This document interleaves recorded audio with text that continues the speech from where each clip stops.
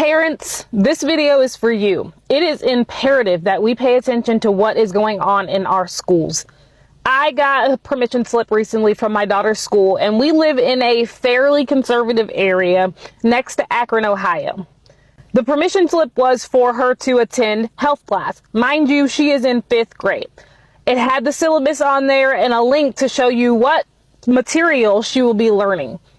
I did some research, and you will be astounded, oh my gosh, blown away by what they are trying to teach my 5th grader.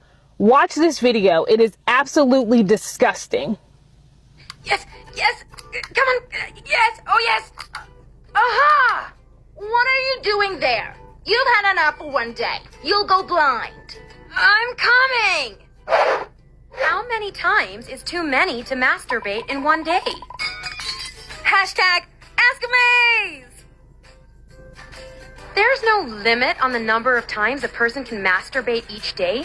I have another question. Sometimes my penis stands up in the air, and it feels good when I touch it. When your penis stands up, it's called an erection. Girls also have a private part that they may want to touch because it feels nice. The clitoris. It's okay. Mind you, I'm reminding you, the video is for 5th graders. And we, on the right, are saying that the left is trying to over-sexualize our children. This is exactly what we're talking about. And they want to gaslight us and pretend that it's not happening. In what world does a 5th grader need to learn how to masturbate?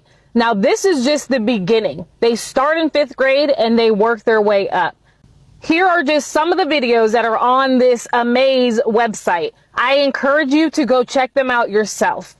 This is not the only website that they will use to teach our children as well. The sad part is, in order to get federal funding, they have to do these programs. When you're born, your sex is assigned in a medical way, but the sex listed on your birth certificate may not necessarily match your gender identity.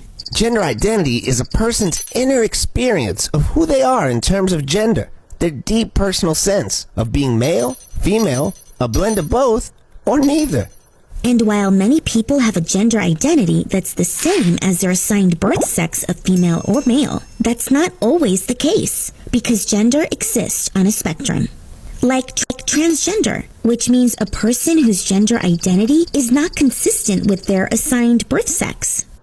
Non-binary, which means a person whose identity doesn't fall in the category of either male or female. And genderqueer or gender fluid, which means a person who does not identify themselves as having a specific gender at all. Does gender identity have to do with being straight or gay? Actually, no. Gender identity has to do with the way you feel about yourself, while sexual orientation is based on the way you feel toward others, the people. Luckily, in Ohio, you can opt out. I don't know about other states. You'll have to dig into that further. I found on Ohio Protects Children a opt-out form. I'm going to show it right here for you. So this form I sent to my principal and assistant principal. They got back to me and said that my daughter will not be attending any health classes whatsoever. Now, mind you, I'll have to do this every single year, every single grade, but I don't mind. The only thing that sucks is I know that other students are going to attend this class, and maybe my daughter will ask them, well, what was the class about? So inevitably, I can't keep her from this because of the public school system. And this reason alone is why I am running for school board in Ohio this upcoming election. Parents, please pay attention to what is going on in our schools. If we are not aware, this will continue. Also, don't forget to share this with a friend. A lot of parents really don't know what's going on, and I don't blame you for that whatsoever, but after watching this video, you have to get informed. Thank you so much for watching. Stay informed.